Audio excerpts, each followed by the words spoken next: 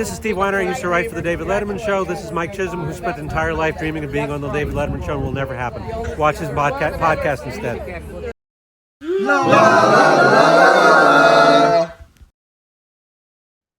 Welcome once again to the Letterman podcast. My name is Mike Chisholm, and here we are, our year in review episode. That was actually supposed to be part of the Christmas episode last week, but we kind of got shanghaied. Wait, am I allowed to say shanghaied anymore? Shanghai is still a place, right? I don't know.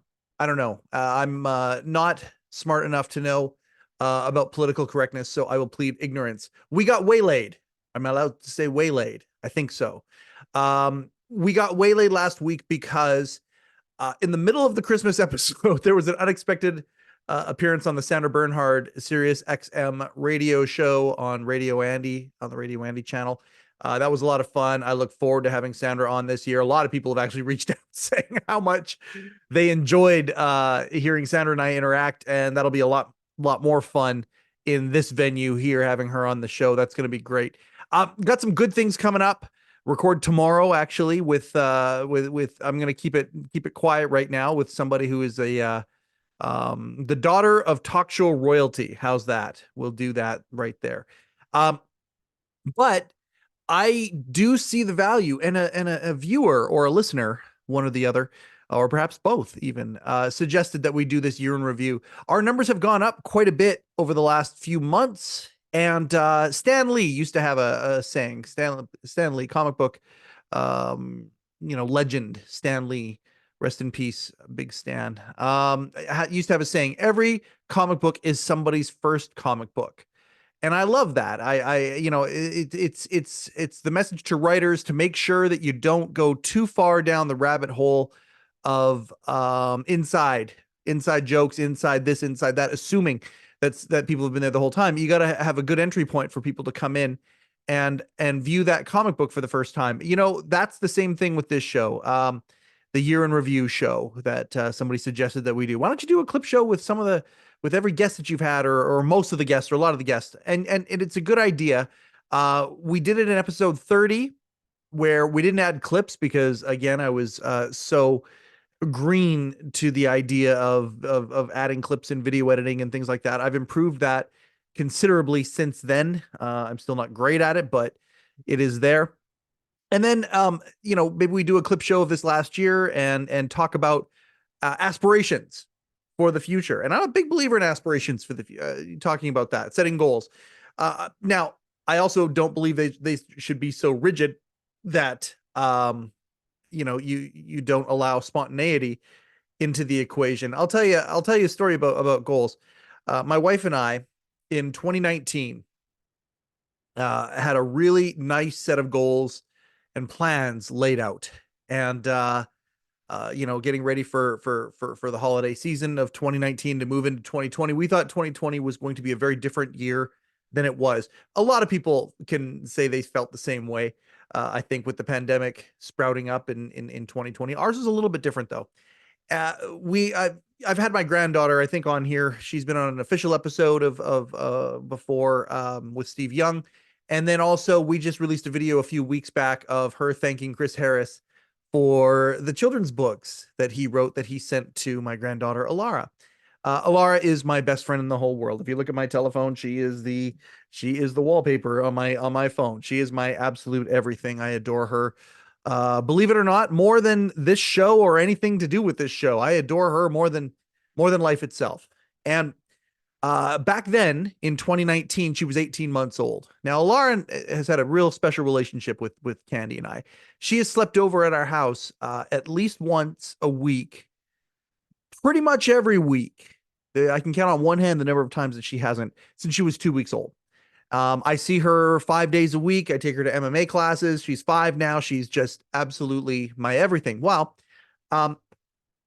in 2019, like I said, Candy and I are getting ready for 2020, got all our goals written, a couple trips planned, things like that. And this is where, not being able to be rigid to goals is important, but yet at the same time, it's important to have them. It's important to know where you're going, or at least where you want to go. Well, on Christmas Eve of 2019, we found out that my 18-month-old granddaughter had a tumor, a growth the size of my fist, right beneath her little tailbone. Um, and that was scary. That stopped everything right at that point. We had Christmas at home. By Boxing Day, which is the day after Christmas, we celebrate that in Canada, by going to stores and getting discounted items from before the holidays. We were heading to BC Children's Hospital. Um, my wife and I went down early because we want to have a vehicle down in Vancouver. Her son and daughter-in-law and Laura were being flown out separately on the 27th. So we wanted to kind of get the lay of the land, know the route from the airport to the hospital to figure out what was going to happen, that sort of thing. So we go down there. We're there on the 26th of December. We didn't come home until near the end of April 2020. So you can imagine any of the things that we had kind of planned for what 2020 was going to be were out the window. Now, that being said, a lot of people can say the same thing because around us, while we were down there around March-ish, a pandemic sprung up around us as well. So not only did our granddaughter have to go for surgery and 4 rounds of chemotherapy, which, by the way, she's great. If you saw the video with Chris, you see how amazing that she is. But then a pandemic sprouted around us. Now, was setting the goals in 2019 a worthless endeavor? No, it wasn't. It wasn't. A lot of those goals going back to Candy and I have accomplished since then. We have done them, and we just did them in different timing. And of course, we were open to, life throwing a curveball at us and us having to go down that trajectory for a little while. But that being said, I do think that goals are important, and coming here and talking to camera for a couple of episodes at Christmas time and a time of reflection in the new year, I think are good. And throwing out intentions for this show, I think are good. I think it's good to say it out loud. I think it's good to verbalize some of these things. So this isn't a therapy session, but it is a looking back on the Letterman podcast for 2023, kind of doing a bit of a postmortem and celebrating the people that we had on this show. Because I'll tell you this, I did not think 2023 was going to be the way it was in 2022. We blew away any expectations that I had as a show, the community growing the way that it is. I'm so happy that we are where we are right now. And I think the end of the year is a good time to do that. So if you don't want to hear me pontificate a little bit about where we're going as a show, things that I would like to see happen, and take a trip down memory lane, we're going to show clips of, at least 40 of the guests from this past year. I'm not sure how many clips we're going to show, but I will interlace them in. Now, I'm going to tell you this straight up. Every clip that I put in is going to be a minute or less of that show. Why? Because, I want to put these up as YouTube shorts as well. People who are in our ear giving us strategy about how to grow this thing and get eyeballs on this thing and ear holes on this thing, tell us that, hey, you got to get some YouTube shorts going and make that happen. And you want to put one up every day. Well, this way here, we pull 40 clips and put 40 clips into the year-end episode. Those can be repurposed for YouTube shorts. YouTube shorts has to be a minute or less. So that hopefully will lead to, though, every single one of those shorts we put up, we're going to attach to the full episode that clip is from. Hopefully, to go back to Stan Lee, for the folks who are seeing this episode as maybe their very first episode, or maybe they've just come in midstream, hopefully it'll whet the appetite to go back and not just listen to the new stuff or watch the new stuff as it comes out, but to actually go back and take in some of these amazing guests and amazing stories. I think about some of the people that we've had on the show that went, an hour and a half, 2 hours. These stories need to be heard for every aficionado or would-be aficionado of David Letterman and Company.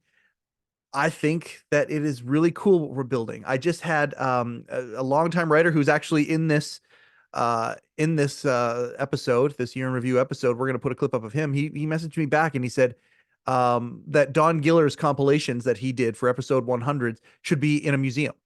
He said they should be put out there as a definitive archive of things. I getting that from him was just, I didn't expect that at the beginning of 2023, that as we record this in the last days of 2023, that would happen. So I'm going to throw some stuff out there as to some aspirations and that we would have for this show, guests that we would have. And I just want to say, hey, we're building a community here. Join the Facebook group if you want. You could reach out to me as well. And let's come up with some ideas. Let's come up with some ways. Let's grow the show. Let's grow the community. Let's make this happen. So that being said, we had a lot of guests this last year, 60 episodes between last Christmas episode and the Christmas episode that was released last week. So it looks like in 2023, 61 episodes will come out. This will probably be a two-parter. That is fantastic. That is fantastic. I was really hoping that we could stick to at least a weekly schedule, and we were able to do that. The idea of being predictable, that every Friday, no matter what, wherever people are at, if there's, a Letterman podcast is there to look forward to.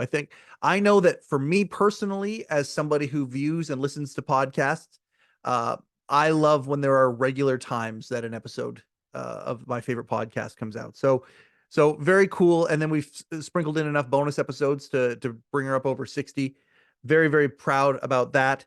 And in those 60 episodes, a lot of cool things, a lot of different types of folks that we've had on the show. Again, for this show, the three types of people that we like to have on are people who worked for David Letterman and Company in some capacity, including right down to the interns who were there maybe for one cycle, 3 months, something like that. Any of those people, absolutely, we want to have on the show. Number two, people who had a brush with the show, whether they were a guest on the show. That is something, by the way, when it comes to aspirations for this thing.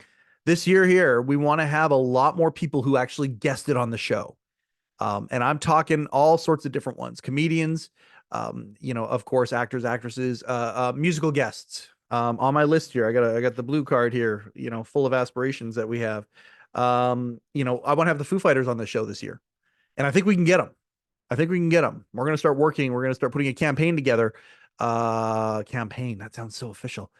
We're going to start doing some stuff to try and get the Foo Fighters on here. I think we can make it happen. And by the way, the guy that we can thank for that, to kick that off is a guy by the name of Dan Flaherty. And I just appreciate him so much for sending that Foo Fighter shirt to me before Christmas here. Thank you so much for that, Dan. But anyway, yeah, I think we can get the Foo Fighters on this year. So that's the second type, people who guested on the show. And the third type, of course, are people who are in the community, people who love the show and have a story to tell. Maybe that they got to go when they got to go see it, something special happened. Maybe they went and saw Rupert, that kind of a thing. And these are the types of guests that we have on the Letterman podcast. That has been that way right from the very, very start. And I don't see us deviating from that. I think this is a little bit of review. I think I talked a little bit about this in the Christmas episode last week. So what we're going to do is we're going to start going through some of the guests who were on in the last 12 months. We're going to start with Jeremy Weiner. Jeremy Weiner, fantastic writer and just a really, really good guy. Jeremy and I connect on all sorts of different ways. We're both Kevin Smith fans and he's I really appreciate Jeremy, late show writer. So he came along again, was one of these people that was just influenced by what Dave and Company were doing back in the day at NBC and wanted to dive in. So yeah, Jeremy Weiner, we thank him for coming on. When I was at Conan, seeing like, I was a script intern. So that was my first introduction to what it was like with writers, like professional comedy writers. And it was awesome. And it was like, every time there was a change in the script, I was the guy that had to go bring it to the different departments. So I got to know everybody on the staff. And then like right before the show, if they're doing a Clutch Cargo and Robert Smigel's there, I'm in the dressing room as he's doing rewrites. And then I'm running them to cue cards and to Jonathan Groff, who was the head writer at the time. And it was just, it was awe-inspiring because you're just seeing all these great comedy professionals and I'm just like, this is incredible. So possible. And, just seeing him backstage, he would, bouncing around with all that energy, rehearsing the cards, standing there waiting for changes. I remember being there in the control room the night Norm Macdonald was there with Courtney Thorne Smith and he did the famous chairman of the board riff. And it was like one of those things. I'm like, this is that David K. Now, David K is an interesting dude. He is a granular dude. He is a guy that I am just in awe of when it comes to systemizing the idea of audience coordination and ticket distribution for the Late Show, or for Late Show with David Letterman. He was absolutely unbelievable in what he did, how he built a department, really pioneered the way that the show had people visit. And I think it was a home ice advantage. I think it was a major thing that he did. And no offense to any other shows and how they do it out there these days. There's the One Iotas of the world and whatnot, how a lot of these shows have kind of, taken the in-house approach away and use other services to book their shows. And then once the audience gets in there, they rely on an audience coordinator or something, or a warm-up person to try and direct it. David was a completely different deal. There was relationships with some of these people that would come to the show. That's the way he tried to do it. They tried to really, for lack of a better term, profile the audience. His episode is an incredible one, where we go deep. And I mean, I actually owe David a phone call. We need to have him back on here because he set the table, did a really good job explaining what he did. I want to get into anecdotes with him in another episode. So David K was next. You mentioned that, but there were other times that did not involve the roof that would involve a performance on the street. And the marquee or TV on the radio of the fire escapes or whatever. Absolutely. McCartney being the most famous one, probably, on the marquee. Yeah, and there were times in cases when there was some entertainment outside, we would bring the audience outside because that was a very quick transition. That was a matter of opening all the double doors and inviting people into a kind of a holding area to be able to watch that. And we could start in 5 or 10 minutes. The momentum was still there. And that was another big thing. And we'll talk some other time. Remember to talk about the momentum and keeping it going during commercial breaks at the show. Then we had getting into January, we had Gabe Abelson. Now, I appreciate Gabe so much. Gabe, monologue writer with Dave. So Gabe had a very different job. He was a writer for Late Show with David Letterman for years, but had a very, very different job description than any of the other writers. In fact, his own words, was isolated from the writers. Gabe did a really great job talking about the process of the monologue, talking with some of the other writers who helped write monologue jokes, Mike Berry and Jim Mulholland, who were faxers, but on staff faxers, and would fax in jokes from California. Carson writers, they were the Johnny Carson's writers that came over and worked for Late Show. They contributed to the monologue quite a bit too. Really great conversation with Gabe Abelson. Well, keep in mind, like I said, I was like my own fiefdom, separate from the rest of I was not in the writer's room for any of the rest of the show. I did not, I was going to say fraternize with them. I just didn't, they were a group on their own. I was just off in this one place. So who was head writer at the time, at that point? The head writer, I was there for 3 head writers. Okay. Tim Young, who went on to write for The Simpsons and produce for The Simpsons. Rodney Rothman, who won the Oscar, I think, for the Spider-Verse movie. And the Stengels. Okay. Yeah, so I was there for all 3 as head writers. Did you corroborate with them at all, or was it separate islands completely? No, not at all. And in fact, because they didn't really have they didn't have much FaceTime with Dave. Next, here's an example of a couple of the third category, people who just love the show and wanted a show experience. Ken Korm and Scott Anderson. They came on and they told a fantastic version of their story about when they went to New York for the last Late Show, or the last week of shows with Late Show, and their trip, how they got there, how they got the tickets, how they made it happen really, really fast, and how to this day, both teachers, how that trip is still the echoes of it. It's like a rock being thrown into the water, and the ripples just keep going and going and going. Well, we're in 2023, almost 2024, and the ripples that are occurring for these two friends and colleagues from that night going to see Late Show in the final winding down days. Really great episode, a lot of fun. If by the way, and if you listen or watch that episode and you're one of those people who have had one of these experiences with the show and you want to come on, you want to tell your story, please reach out to us. Next, Rupert and Irene. Rupert G. I mean, okay, and you know what? I'll say it here. Well, the Letterman podcast has one sponsor only. By the way, I want that to change in 24. I want us to have a sponsor. That'd be very, very cool. That's one of the ways. I think I mentioned it in the Christmas episode. This is work by many stretches of the imagination. I want to make that so if we can get paid to do this a little bit, I can put more into it. That's something that a sponsor would be able to do that. That would be a very, very cool thing. And I mean, who knows how that'll work, who it would be, but that would be a great thing if we could get a sponsor for this thing. Hey, who knows? Maybe Worldwide Pants could do it.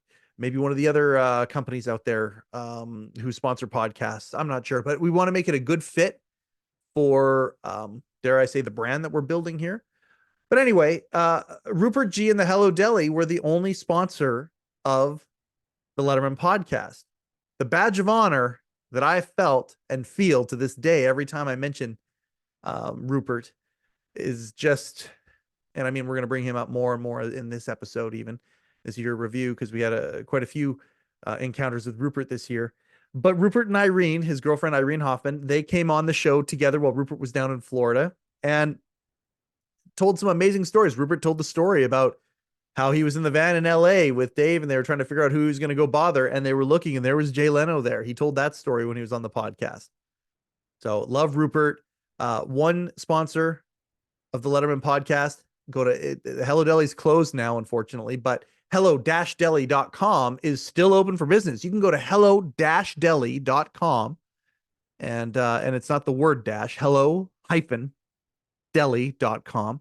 And you can buy Late Show with David Letterman merchandise. You can buy mugs. You can buy hats. You can buy all sorts of stuff. And drop Rupert a line. That's still his deal. So hello-deli.com, the only sponsor right now of the Letterman podcast. We just appreciate Rupert and Irene so very much. Down in LA, you're in the van doing your thing. I don't know if you're in the same van with Dave or not. This is the stuff I want to ask. You run into or you see Jay Leno's crew out there while you're doing your thing. Yeah, we were shooting the Fun with Rupert thing. Yeah, Dave was in a separate van. And it was nighttime. So we were driving around looking for the next victim. Suddenly, the van in the front with Dave, they pull over. So we all stop. And apparently there was some discussion going on between the crew in Dave's van. And I later found out they were going to let me out to bother this person who was across the street. Well, I looked across and lo and behold, it was Jay Leno who was interviewing someone else. After that, we have Jeff Martin. Now, this is one of those ones where I have a whole bunch of feelings towards it. And I'm going to mention Rick Sheckman right now. Shecky, there he is right there. I love Rick so much and I appreciate him so much. We lost him and we'll get to that in a minute here. Rick attached me to a bunch of people to come on this show. Jeff Martin was one of them. And with Rick Sheckman's name came a metric ton of credibility. People, if I reached out to Jeff, long time writer, Harvard guy, friend of Conan O'Brien, one of Conan O'Brien's best friends to this day, Lampoon guy. If I would have reached out to him to have him, and the writer on The Simpsons, and I mean, longtime late night writer. If I would have reached out to Jeff, maybe I would have gotten him. Maybe I wouldn't have. Probably not. Only because, first off, I wouldn't have known how to get at him. And second off, I mean, who was I? Who am I? But Rick provided that introduction, and I appreciated that so much.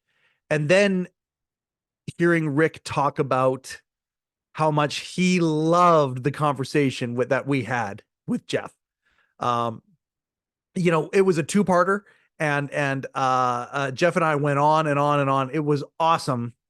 And then he came on again, and we'll get to that episode here. So I just appreciate Jeff Martin so much. He is he's a true gentleman and hilarious, and just this year here, hey, you know what? I would love to have him and Conan O'Brien on at the same time. I think that would be a lot of fun. And I would just kind of sit back and every once in a while lob out a question, lob out something. But to have him and Conan on here, that'd be a lot of fun. So maybe that's something that we can have happen. Okay, when we did the airplane episode,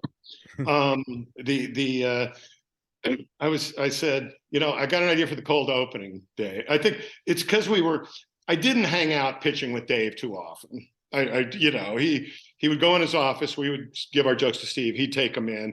And the movie, The Late Shift, at one point, he's talking to a few writers. I liked that movie. I thought it was pretty accurate. But at one point, he was talking to some writers. And he's like, okay, yeah, don't come back till it's funny. And I thought, nope. Didn't happen. But I think we were like probably riding to the airport, which is why, I was spending time with him. And I said, so Jeff Martin came on, two-parter. Another two-parter right after that was Felicia Collins. And I got to tell you, I want to have Felicia on here again, just because I love talking to her. She is just such a cool human being, an amazing guitar player, inspirational woman, in so many respects. I talked about in the Christmas episode how Willie and I talk.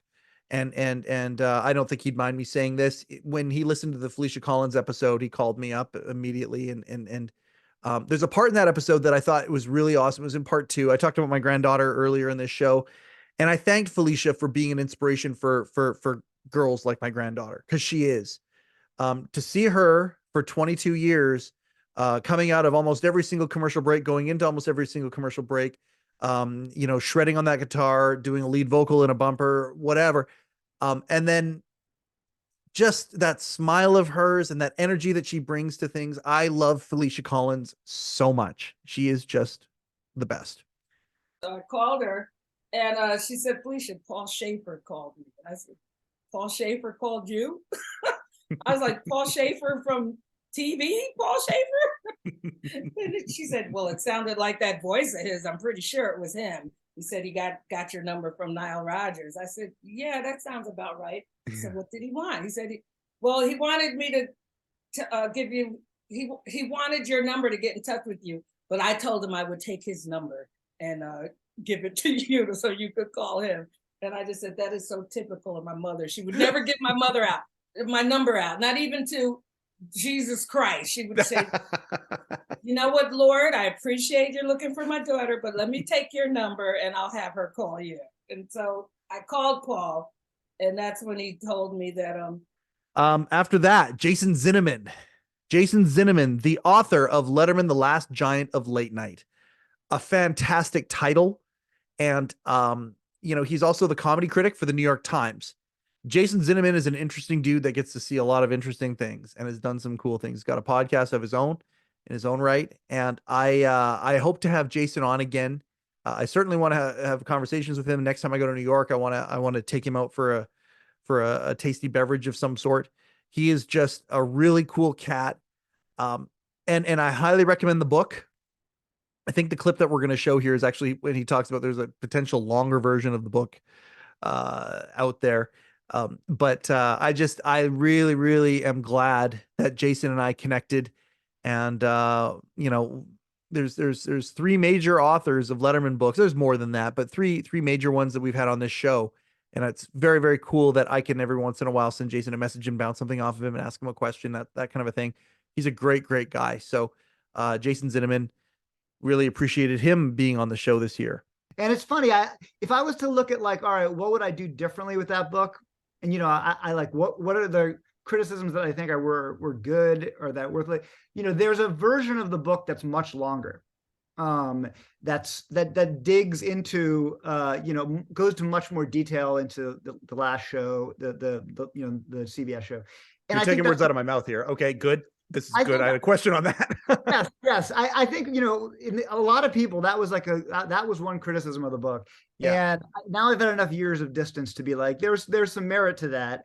I think that there's that the book could be twice as long.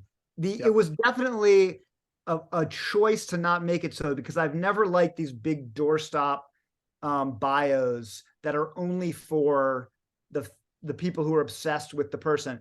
That said, as Nadine Henley. Now, I think Nadine was the first Canadian that we've had on the show, and one of the hi-ho babes. So for years and years and years, you would see her come out and present a meat platter or a prize of some sort, or be in an extra of some sort. And when they needed a beautiful woman to be on staff, I mean, world-class model, been on the cover of magazines and all sorts of different spreads inside fashion magazines. Lives in Montreal right now. She and I go back and forth quite a bit. I just appreciate Nadine so much. And again, she and Rick Sheckman had a very cool. She used to go down and have dinner all the time in the control room, especially during the double shows. She would go down there and hang out in the control room, and I'm really grateful that Rick connected Nadine and I, and just, again, a fantastic gal. She's doing some really, really cool things for the deaf or those who are hard of hearing. She is as well. And this next year, she's going to get that out there a lot more. And I want to use this, as this platform gets bigger and bigger and bigger. I want to use that to help promote what it is that she's doing. She wants to make the world a better place for people who can't hear. And I really appreciate that about Nadine. She's got a heart of gold. Really awesome gal. Dinner with the guys. I love them. They were so sweet. So by the way, let's do a shout out to Shecky right now, because Shecky loves you as well, and he's one of the people. I love Shecky. Yeah. He's so sweet.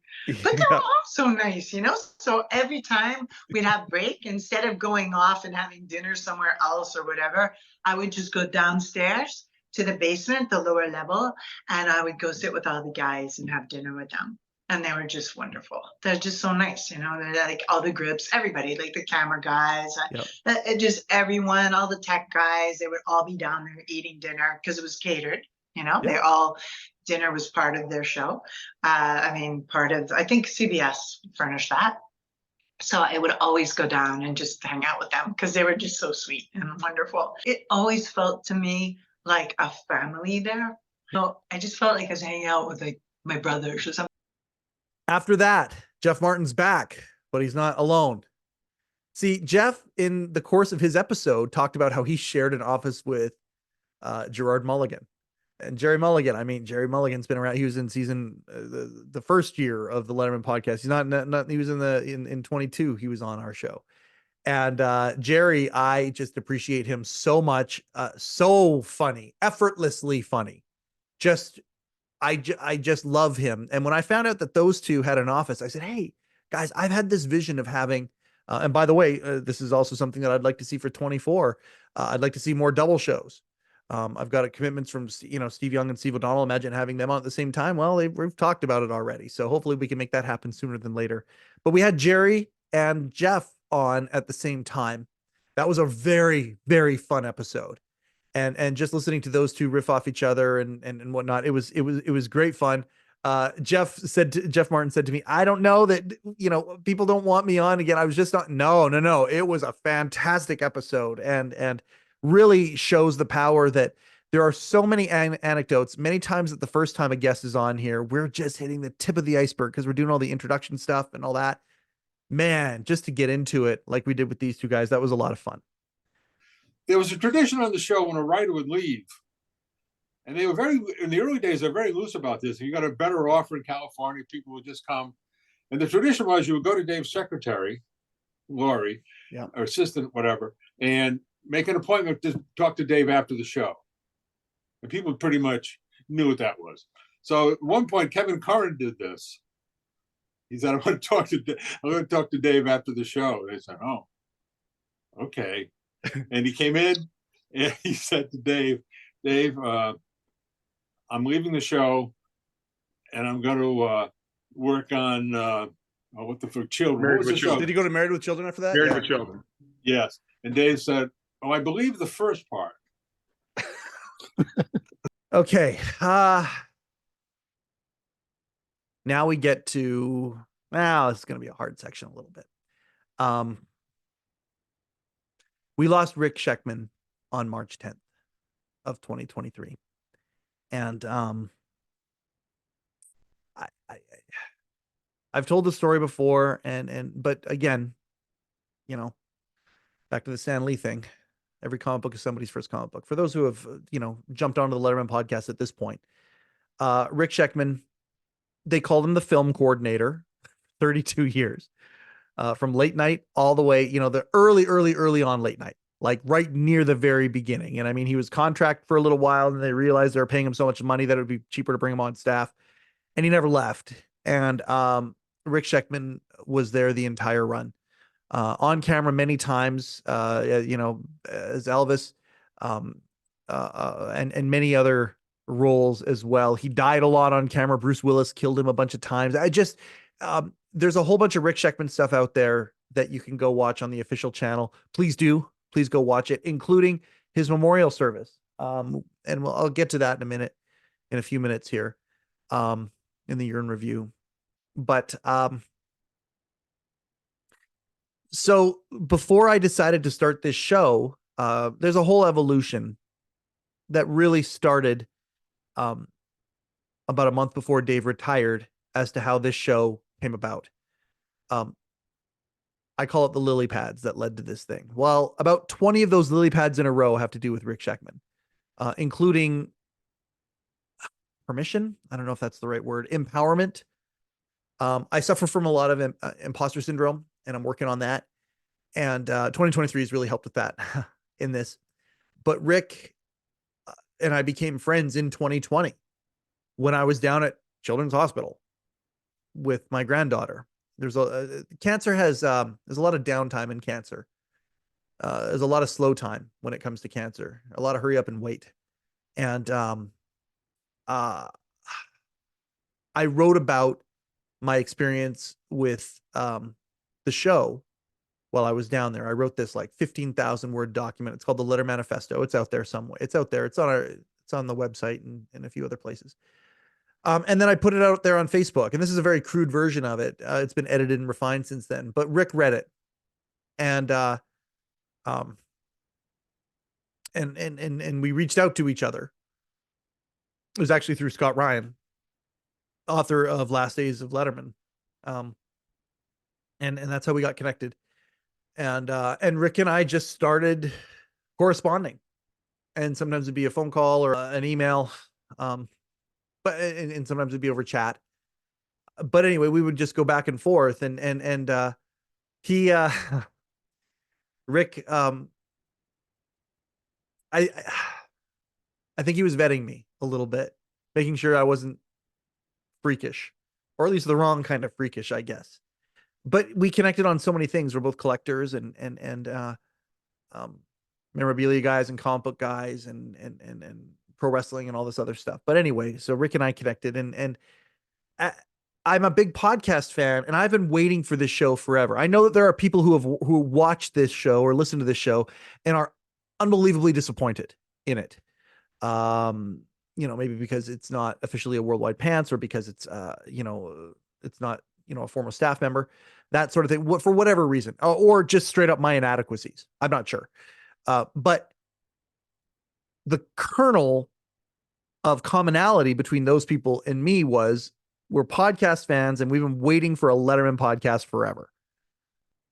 And I was waiting for the show forever. I mean, I'd listen to Mark Malkoff's Carson podcast, and every single time he'd have a Letterman staffer on, I'd be riveted. And don't get me wrong, I listened to, again, shout out to Mark Malkoff's The Carson podcast. It's an awesome, awesome show. But whenever he'd have a Letterman staffer on, I'd be just riveted, ready to go. Yes, awesome. And so, but Rick knew this, and we would talk, and I said, Rick, the Letterman podcast needs to exist. And there's this whole story about how he guested on the Carson podcast. And at that point there, he helped me make the decision to start this show. And you know, I get emotional talking about him again. The episode that came out after Jerry and Jeff was my tribute episode to Rick. And it's just me, talk about a therapy session. That episode kind of was a bit of a therapy session. But it was an hour and a bit, whatever it was. I forget, I don't know how long, an hour and 26 minutes. And it was me talking about my friend and if you have some time, go back and listen to that episode. Not for me, not for any vanity of any sort, but because I talk a lot about Rick and the world should know about Rick. They really, really should. We lost an incredibly valuable resource when we lost Rick this year on March 10th. And so anyway, that was the tribute episode. By the way, my usual shout out, Chisholm, I watched last night. He had Felicia Collins from the Letterman band as his guest. Really good show. Thank you, Shecky. Part 2 is even better. And it's longer, too. Thank you very much for saying that. I appreciate it very, very much. Yeah, because again, I've known Felicia God knows how many years.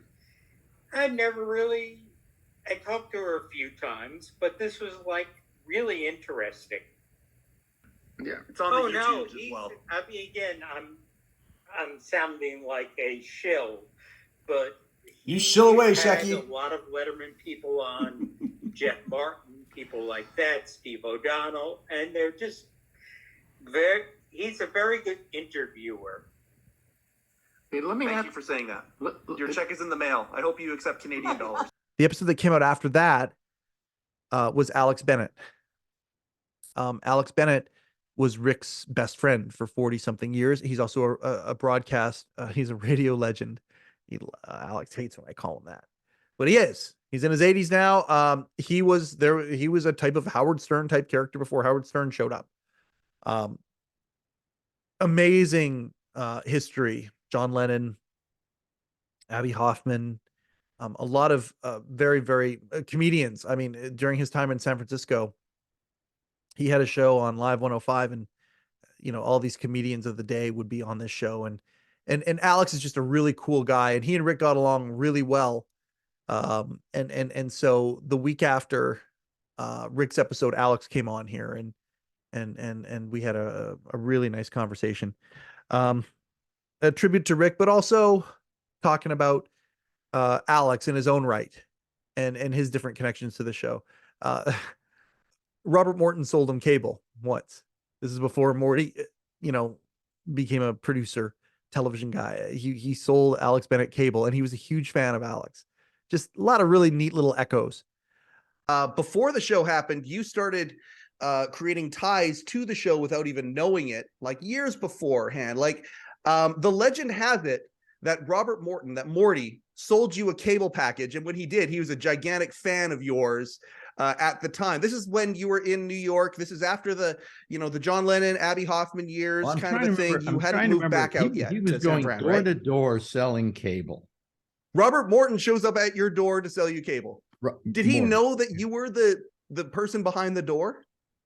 You know something? It's strange. No, and I don't think when I bought it from him, he knew it. Or I may have already bought it. I may have already had cable. I don't know. And he was there with, I'm trying to remember the other guy's name. He became the head of comedy programming at Showtime. And they were pals, and they would go door to door selling cable. After Alex Bennett was, and you want to talk about bucket list moments. Oh God, this one kicks me right in the balls, because I wish Rick would have known. Rick knew this was going to happen, but I wish Rick would have listened to this episode. Rick listened to the episodes, and he watched the show, and he loved what we were doing here. He loved the long form. He loved that it went beyond, 20 minutes of servicey type questions, headline type stuff. He loved that we went deep. And he knew how much I wanted to have Bill Carter on this show. Author of The Late Shift, The War for Late Night, among other amazing books. But Bill Carter, The Late Shift movie on HBO, infamous, famous, whatever you want to call it, Bill Carter. was that, and whose idea was the Late Shift book? Robert Morton. Lots of circles here. And having Bill on was an absolute dream come true. I've been wanting to talk to him since I was in high school, and actually having a conversation with him was incredible. I hope to have Bill on again this year, and we'll go from there. But having Bill Carter on was amazing. What I was trying to do with the book. Now, if that story had occurred while I was covering, if I knew about it when I was covering just day-to-day stuff, I would have written it. I would have written it on the basis, oh, Dave got a phone call from Johnny Carson. I would have written it just on the basis that Dave said it happened. I would have said, Letterman said he got this is how we made the decision. That would have been enough because it was a personal event. He could have told me that story and I would have believed him. But in the form that I was doing, I wanted to get an actual storytelling going. So when people are reading it, it doesn't read like a newspaper. It reads like a novel, kind of. Like, and the best review I got for that book, and I got reviews my mother could not have written, and they were crazy, over the top, great reviews. But one review was, it's written like a thriller. And I was like, yes, that's sort of what I was doing. That was it. After that, we had episode 58, Glenn Borders. And Glenn was part of the Christmas episode last week. We put a clip of him in there, but the special effects guy, and he was in different departments for Late Show. He actually moved over to The Late Show with Stephen Colbert as well. Really love Glenn very, very much. And it was funny when I went out to New York for Rick's memorial, hanging out with Steve Weiner and his amazing wife, Lori. They took me to a diner near their place, and the first person we run into is Glenn Borders, and he just kind of looks at me and goes like, "What are you doing here?" And big hugs, and I love Glenn so much. He's great guy, friend of the show, and made the desk vibrate, Dave's desk vibrate. Snow, Darlene loves that last episode. So after Glenn, we had Mark Malkoff on again, and again, the host of the Carson podcast, the brainchild of the Carson podcast. I look at Mark. You want to talk about aspirations and things, intentions that I want to throw out there. Mark had, I forget how many episodes of the Carson podcast, 400 and something, I believe. And he now is doing a project about Johnny Carson. It's possible that dreams can come true. And it is a dream come true for him. And I am his biggest cheerleader, and also been incredibly inspired by him, because he came along and he wanted to do something, and he started doing something, and it turned into something else, and it turned into something else. And it's just really led him down a different path. And this is one of those things where I just want to say to people, if you got a dream of some sort, go follow it, whatever it looks like. I'm not saying, sell everything and all that stuff. Maybe some people that's what they want to do. I don't know. But even I'm a financial planner by trade right now. And if I could, if this evolves into something where I could do something like this full time, my goodness. But even if not, Mark gave me the inspiration that you can get a lot of joy out of this life if you can just move a little bit closer to the things that you dream about instead of just fantasizing about it, and if I can help somebody make a decision to move towards your dream, whatever that might be, a little bit, I'm going to do it. But it's not my idea. I got it from Mark and others who have done the same thing. And I just appreciate Mark Malkoff so much, having him on this show. And we got to get him on again this year, sooner than later. I love Mark. He's such a great guy. Normally when we're done recording, they're like, "Can I tell you something?" I'm like, "Tell me whatever you want." And they start just, everything starts coming out that they don't feel, and rightfully so for in some cases, that should be on there. And definitely Rick was one of those people, but there's certain people also, and I'm not going to mention, there's somebody else, somebody Letterman related, that would just be like dropping these like things that I was like, "I can't believe you're saying this on the podcast." And they're like, "Well, you're not going to put this in the podcast, or you'll edit this part out." I'm like, "Yes, I will. I will. I'll protect you." Sure. But yeah, Rick was one of those people. To me personally, when I have somebody on, it's their episode, and we'll talk about whatever they want to. Yep. If they want to say things and they want to keep it in and they're comfortable with it, I'll put it, unless I really think it's going to hurt the guest or really another person, and I'll just make a judgment call. But a lot of times they're like, "No, keep that in," when something I wouldn't necessarily put it in. And it wasn't nothing scandalous, but after that, episode 60, Darren Cox. the guy who is our very, very, very first guest, host, co-host, I should say, of the Irritable Dad Syndrome podcast, and episode 1 guest of the Letterman podcast.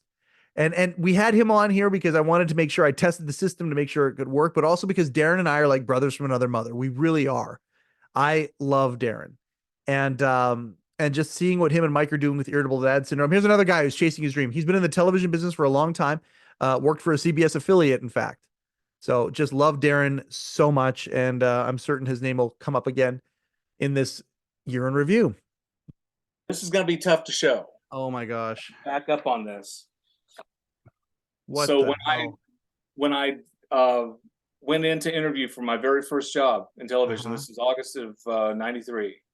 I walked in, they had this hanging on the wall. They knew Dave was coming, and all the CBS affiliates got one of these. And when they offered me the job, I was like, fantastic. And I had a great interview. I interviewed with a guy named Rusty and a guy named Al Gregory, and I hit it off with both of them. And I felt comfortable enough to say, hey, if it's possible, now that I'm an employee here, what do I got to do to get this? And it is a life-size poster of Dave. I've never seen that. And by life-size, I mean it is life-size. It is his height. Okay. I had one of those of Wayne Gretzky growing up. That is fantastic. I've never seen that. Okay, now we get to the anniversary episode. Paul Shaffer.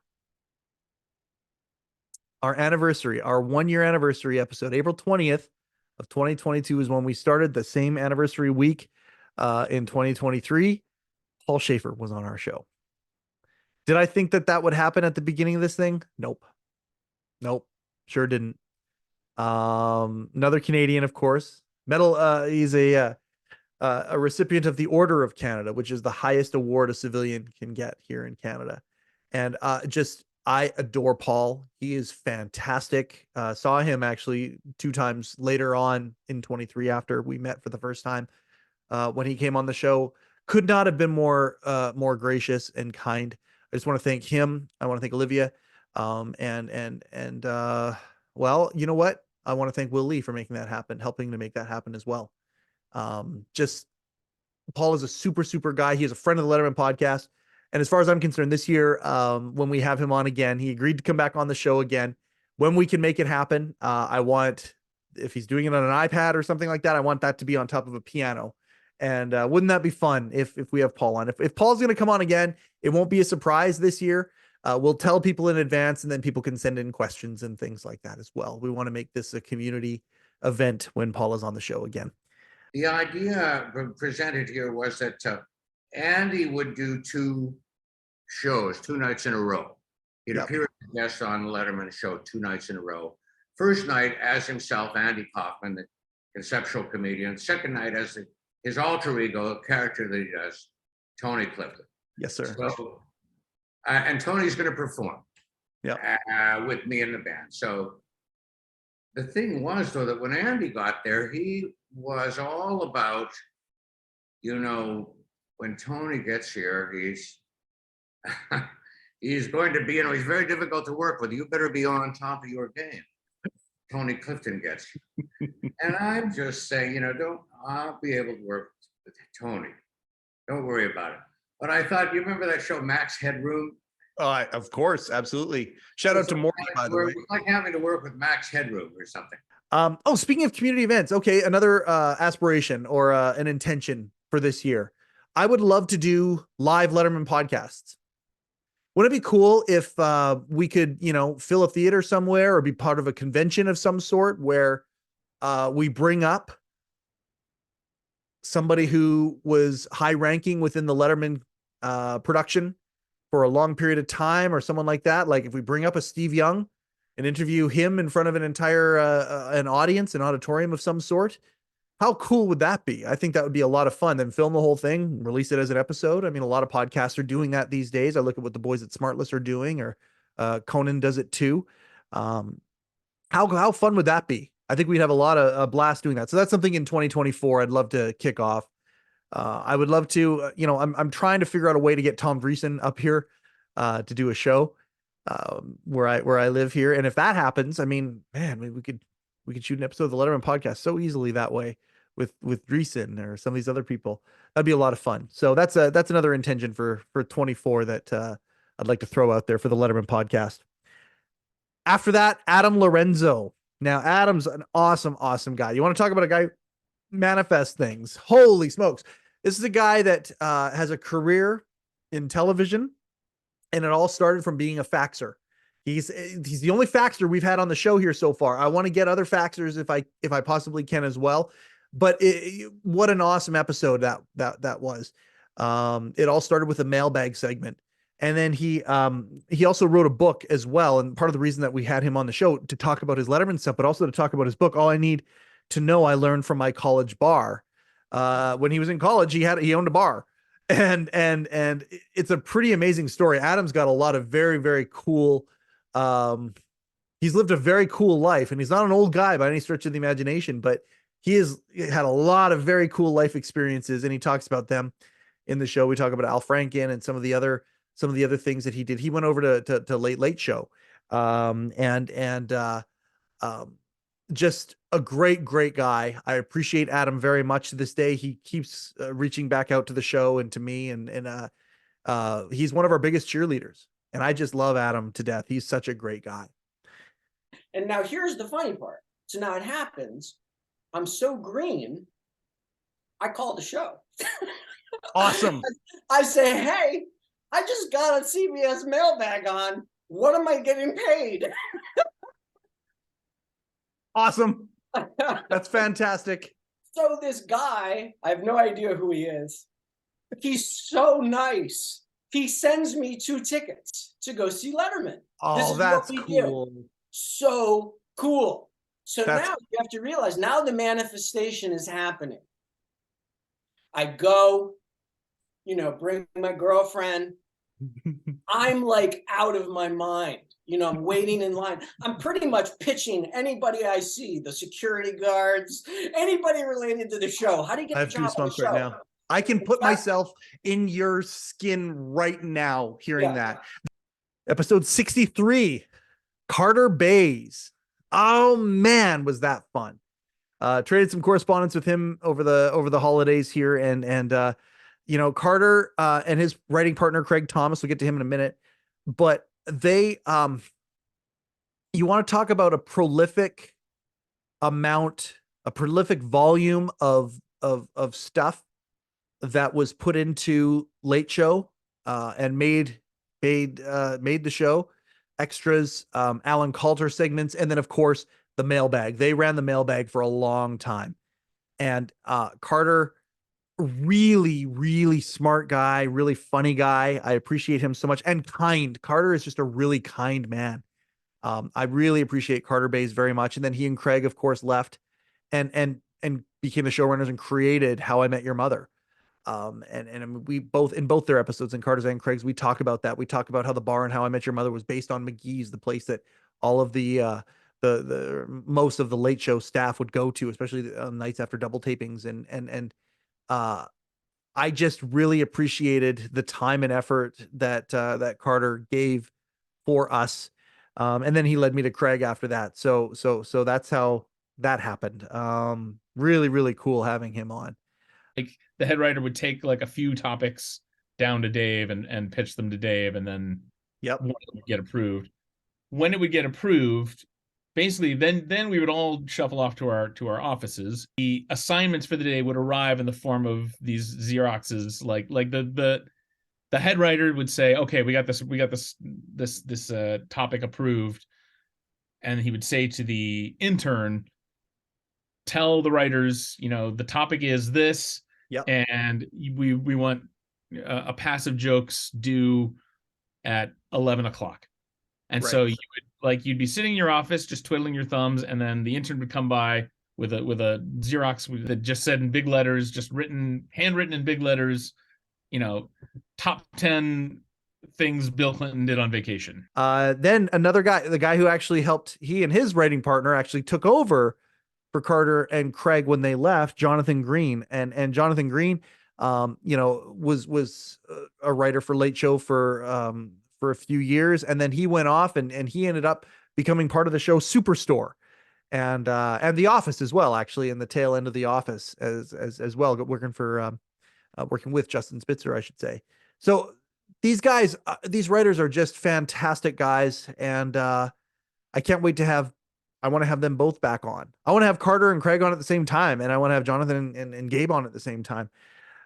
Sometimes you're hoping to hear Dave laugh. Also, I mean, you're always hoping to hear Dave laugh, but sometimes you can hear him actually laughing at the thing. You can't really hear what his feedback is, but often he would approve something. Sometimes he would just be like, okay, we're not doing that. Yep. Other times it would be, he'd approve something, but have a few little tweaks, like change this, change that. They would come rushing out of the room, hand you back the tape, and go, okay, go make this Randy, change. help, Randy. Yeah. Basically, you're running back to the editor. And there was so many times where you're just watching the clock. The show is about to start. Sometimes the monologue had even started while you're still finishing your piece.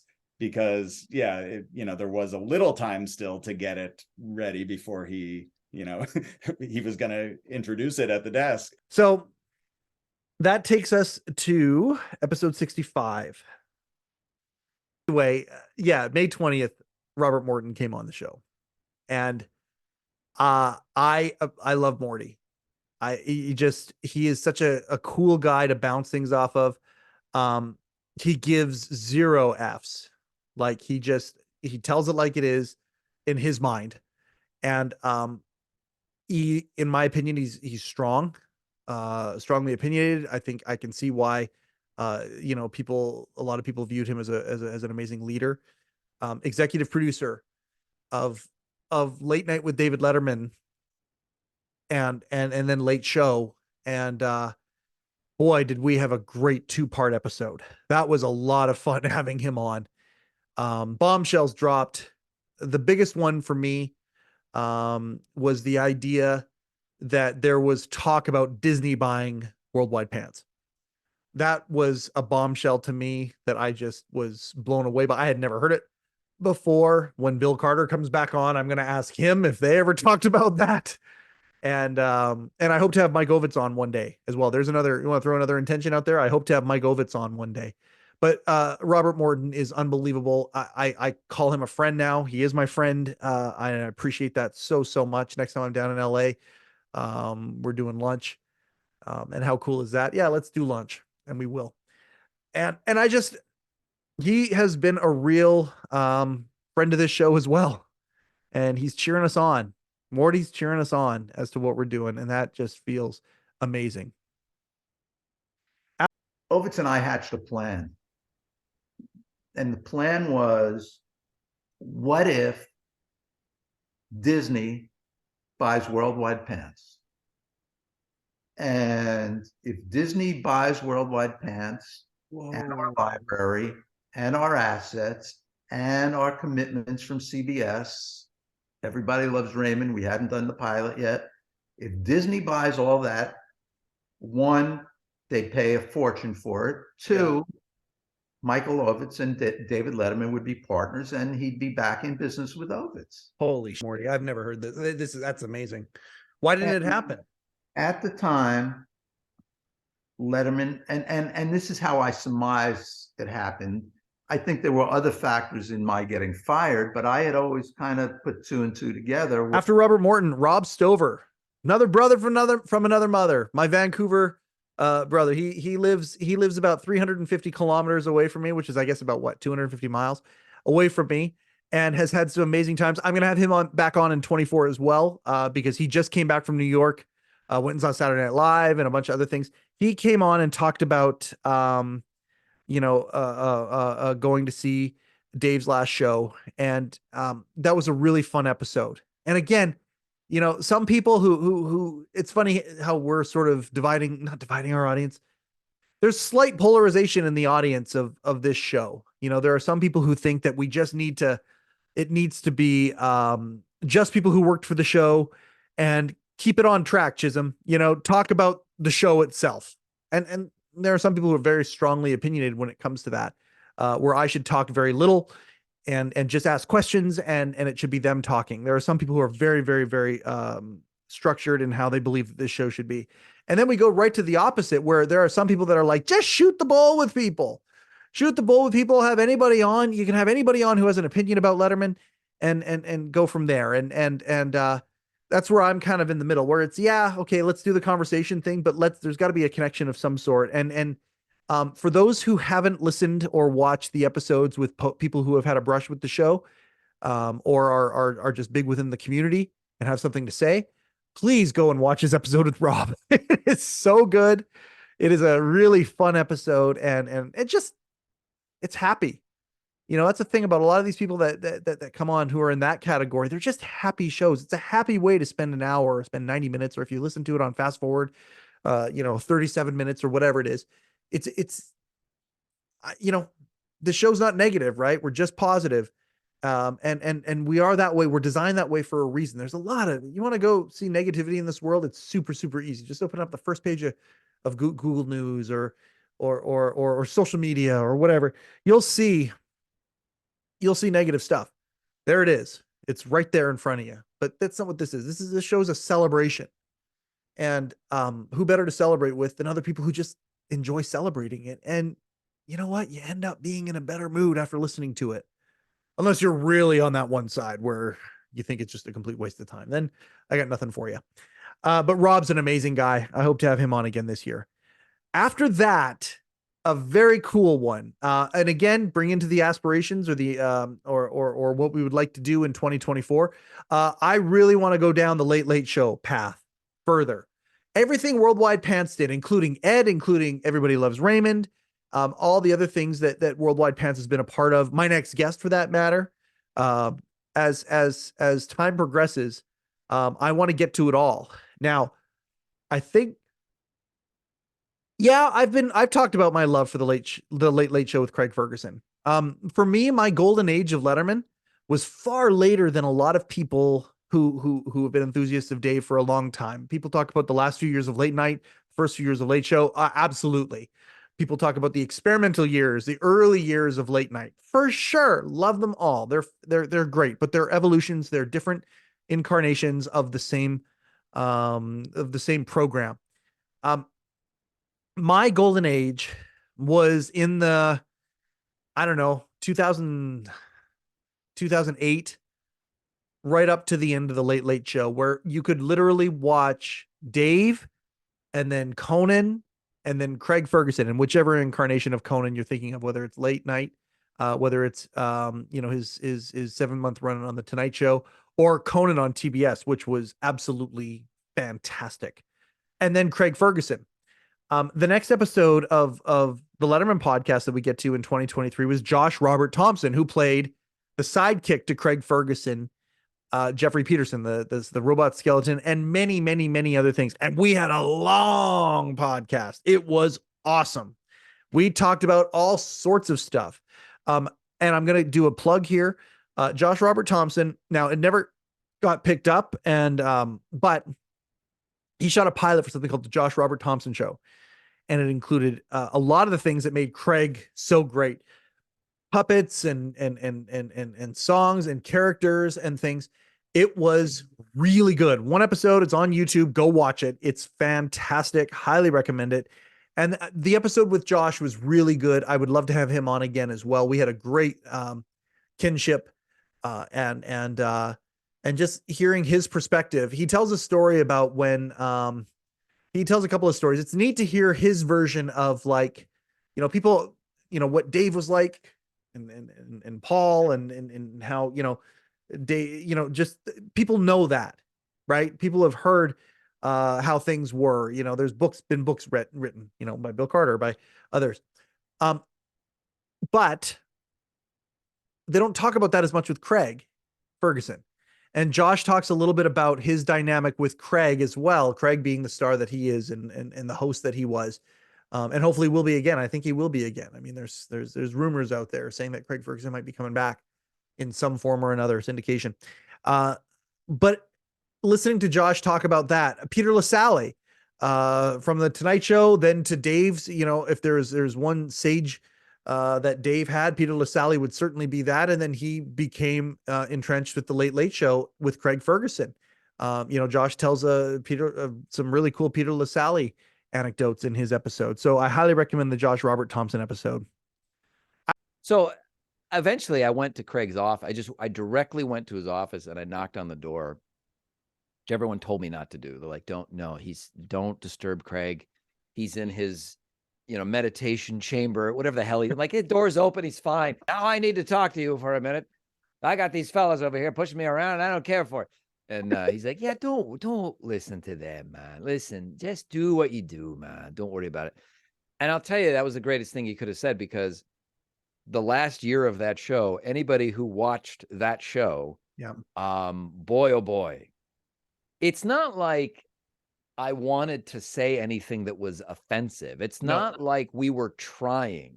It's just that you gotta give me a little room to play, because if he's throwing me a softball, I have to swing for it. After that, we have Craig Thomas, Carter Bay's partner. And he is just, just as cool as Carter. You can see how the two definitely got along. They would play off each other. They would, they complemented each other very, very well in their writing. And I just loved talking to Craig Thomas about his experience working for Late Show, and then his moving over to How I Met Your Mother as well, of course, and everything in between. Just a really, really cool guy, and a lot of insights on there. We were young. We were very ambitious. We didn't know how in over our head we were. We were confident based on nothing. I mean, not really. Blissful ignorance. Yep. We were blissfully ignorant and ambitious based on nothing. We were plenty unconfident, actually, but we were ambitious, goddammit. We kept on asking for homework. We'd put our hand up and say, teacher, can we have extra homework? And that took the form of we volunteered to take over the mailbag at that's bonkers. 6 or 7 months in. Whoever was doing the mailbag had left, and there was an opening of running that segment. And we just ambitiously went to the executive producer. We said, give us the mailbag segment, because we were starting to get some stuff on the air. People sort of knew we were doing a pretty good job, and we put up our hand. God bless them, and for all the opportunities they gave to very young us. Every now and again, I stumble upon a photo of myself from my Letterman years, from age 22 to age 26. And in the photo, I look 4 years old. And Carter does too.